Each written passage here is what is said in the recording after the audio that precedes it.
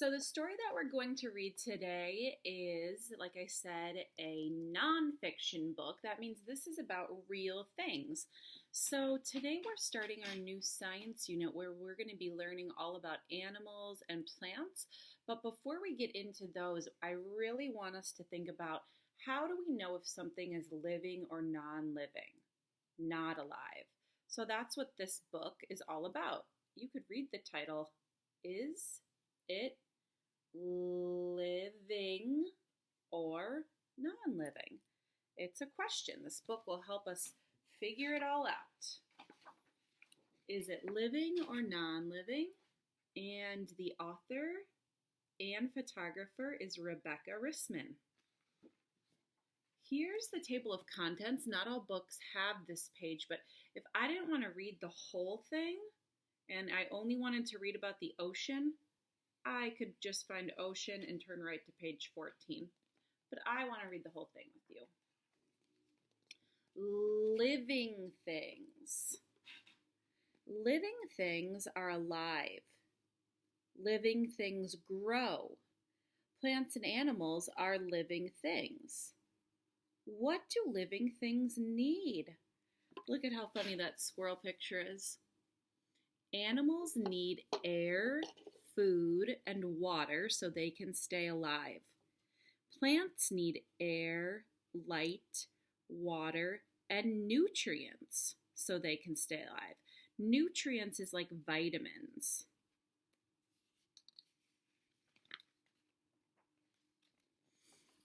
Non-living things. Non-living things are not alive. Non-living things do not grow and do not have needs. Non-living things do not need food or water. Non-living things do not need air, light, or nutrients. So this is showing a big piece of ice called a glacier, and this one's showing rocks. Are these things living or non-living? Non-living, right. Habitats.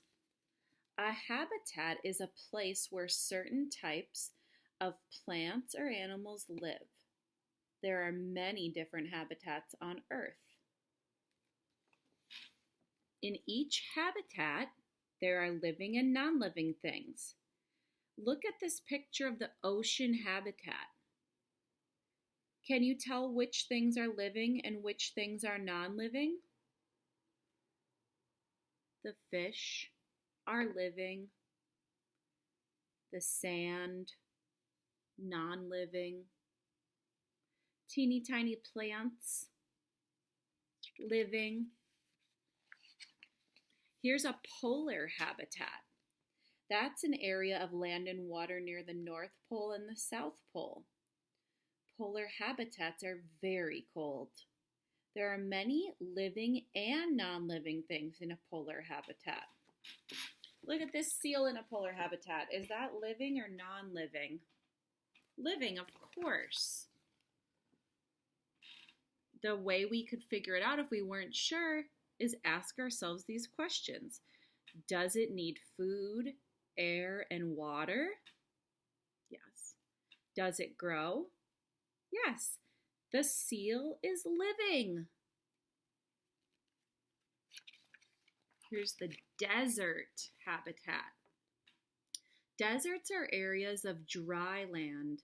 It can be very hot in a desert. There are many living and non-living things in a desert habitat. This sand in a desert habitat, the sand is in a desert habitat. Is it living or non-living? Well, let's ask ourselves those questions. Does sand need air, food, and water? No.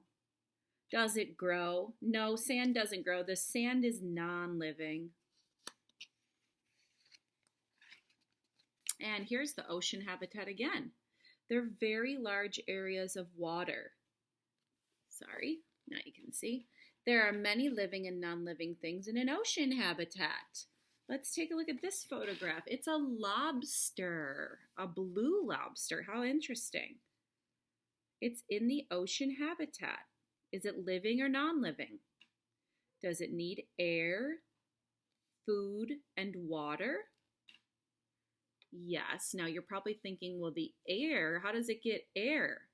So animals that live in the ocean can either hold their breath for a very long time and then just come to the surface when they need air, or they have special parts of their bodies to breathe air underwater. Do lobsters grow? Yes, this lobster is living. This is a prairie. A prairie is an open area of land with few trees. There are many living and non-living things in a prairie habitat. This pond is in a prairie habitat. Is it living or non-living? Let's ask the questions. Does it need air? Does it need water? Does it need food? Does it grow? No, this pond is non-living. This is a special type of forest called a rainforest. They're large forests that grow in warm, wet weather. There are many living and non-living things in a rainforest habitat. This plant is in a rainforest habitat. Is it living or non-living? What do you think? Does it need air? Does it need light? Does it need water and nutrients? Does it grow? Yes, this plant is living. So let's play a little game. Living or non-living? A rock? Non-living. A plant? Living. A plant is living. A snake? Living. A waterfall? Non-living. What about snow? Snow is non-living. It does not need food or water. A palm tree is living. Dolphin, what do you think? Living or non-living? Yes, living. A stream, non-living. So that's the end of our book. So what this book, I'll leave the book here with Cloud. What this book has taught us about non-living and living things is, this is how we can figure out if something is living. Living things eat, they need food or nutrients. Living things grow, just like we started out as a baby, and then we're a kid, and then we turn into an adult. Living things move. Now, I want to add that living things move all by themselves, because I could pick anything up and move it, like this paper. I'm moving the paper, but the paper is not alive. It has to move by itself. And living things have babies. The book didn't talk about that much, but living things make more of themselves. The word for that is reproduce. Can you say it with me? Reproduce. That's something living things do. So humans have human babies. Animals have animal babies. What about plants? Do plants reproduce? How do they have babies? Some of you might already know seeds are like little plant babies. Plants make the seeds so that then the seeds can go out and they can make more of themselves. Okay, so now I have a little science fun for us. I made this chart, and here you see an earthworm, and this, it's not a great picture, but it's a package of a gummy worm. So we're going to ask ourselves these questions with a gummy worm and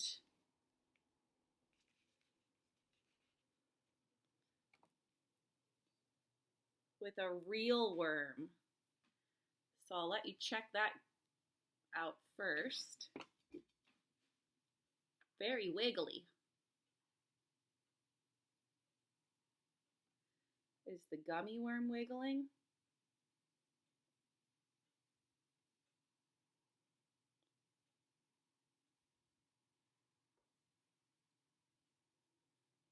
I'll give you just another minute to watch this worm wiggle around. And I have this plate of soil for it. Soil is a fancy word for dirt. So I'm going to put the worm back in there. And let's ask ourselves those questions. I bet you already know if a worm is living or non-living and if a gummy worm is. But it says, does it move on its own? Does an earthworm move on its own? Yes. I'm going to put a check mark there. Does a gummy worm move on its own? No. Does an earthworm need food and water? Yes.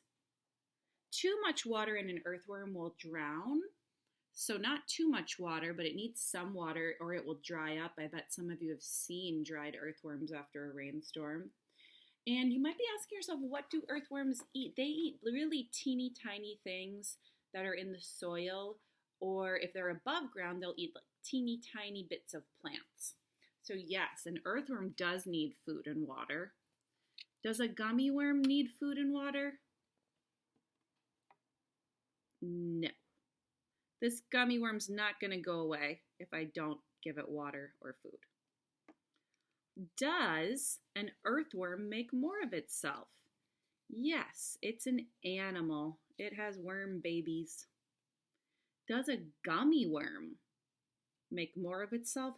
No, probably a lot of you wish they could. Magically, poof, have 50 gummy worms instead of just one. Does an earthworm grow and change? Yes. Does a gummy worm grow and change? No. So if you're ever trying to figure out if something is living or non-living, you can ask yourself these questions. We figured out an earthworm got all the checks. So is an earthworm living or non-living? An earthworm is living. And how about a gummy worm? Non-living. Do you want to see that worm again? I'll hold it one more time.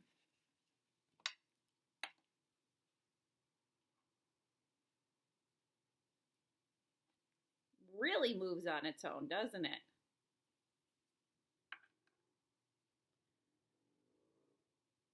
It's pretty nice out today, so you'd have to dig around a lot, but you might be able to find a worm if you dig down, and then you can observe it moving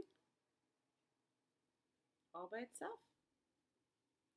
So my idea, I thought maybe you could do some science and some journaling. So this is a paper I probably would have given you, but you can just write about it in your notebook. So you might be able to find something that is living, or you might just have to imagine. I don't have a dog, but I could imagine a dog is living because, how do I know a dog's living? Needs food, needs water, makes more of itself, it reproduces, and it needs air. Did I already say that one? So that's what I want you to do. Draw a picture of something that you know is living and tell me, how do you know that it's living? Okay, so don't forget to do your sentence rules when you're writing in your notebook today, okay? All right, we will see you tomorrow. Have a great day.